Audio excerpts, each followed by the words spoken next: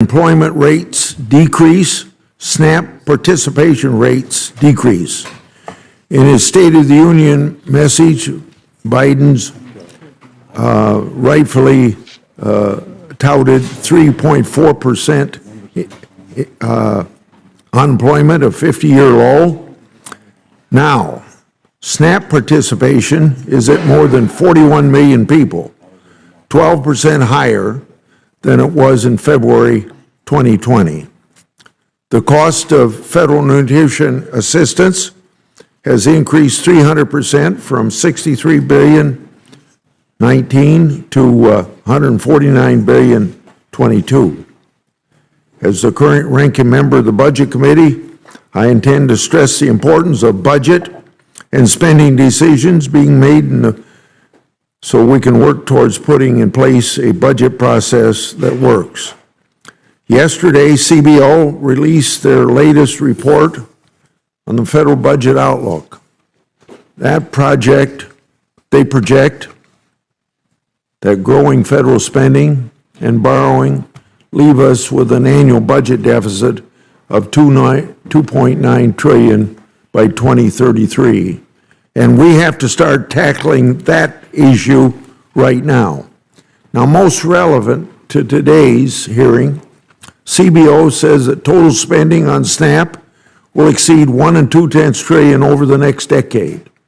That is a staggering statistic, especially considering that when we were developing the last farm bill, the applicable number was 664. Our people's confidence in SNAP is undermined when this administration usurps Congress's power of the purse and very unilaterally increases the program's cost by hundreds of billions of dollars without any concern to the fiscal impact and the impact on inflation. So before I ask questions, I'm going to kind of sum up a philosophy I have. I don't know how it's shared by other people. But February 2020, we had X number of money and people on food stamps. And then we had to intervene and spend a heck of a lot of money before the pandemic. So I assume if you do something because you have a pandemic, you have an emergency, that when that emergency's over, you go back to what's normal. And normal would be February 2020 plus inflation, plus the number of people on that have increased in population. Good evening, friends. A big day is coming up for millions of Americans. State lawmakers are making a final decision on the next stimulus package, and over 2 million Americans may qualify for an extra $1,000 in their bank accounts. These direct relief payments are part of new state budget plans for this year. Friends, please make sure that you watch until the end of this video to hear about all of these details. Also, I will be giving away 2 $75 Walmart gift cards this coming Friday.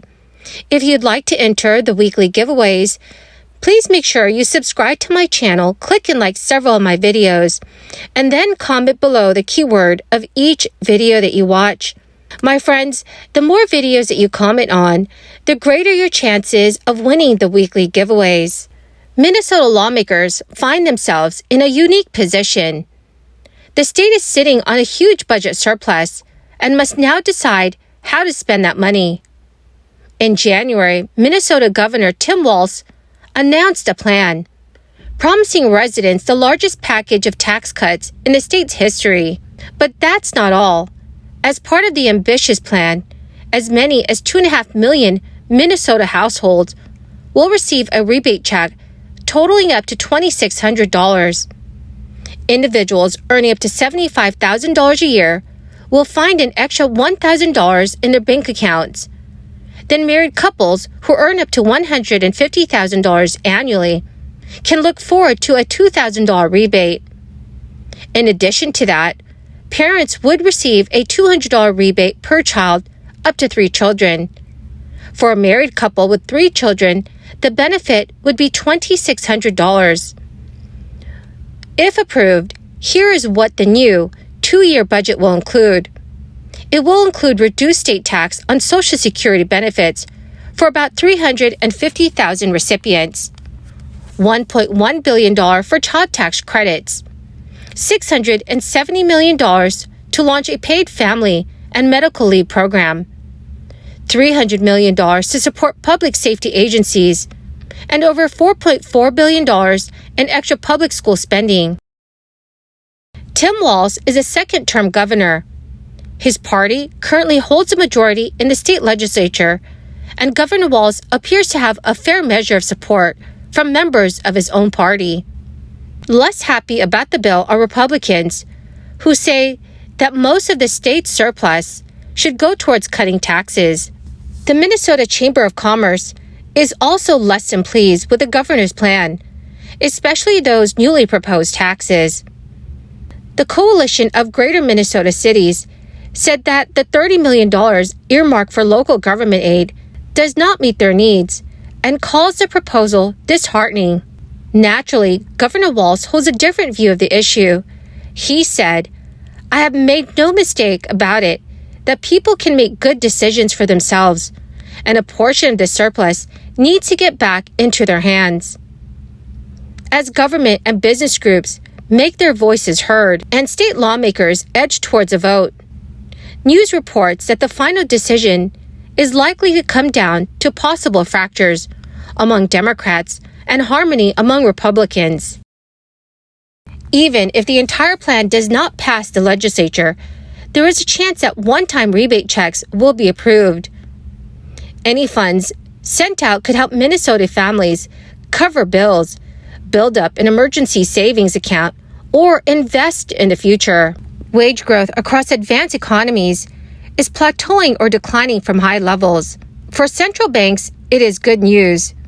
There are no signs of a spiral in which wages push up prices, which in return push up wages. That makes it more likely that inflation could decline without a significant increase in unemployment. For workers, though, it is less positive. According to projections by the International Labor Organization, wages rose faster last year than in the previous 2 years, but not as much as prices across major advanced economies.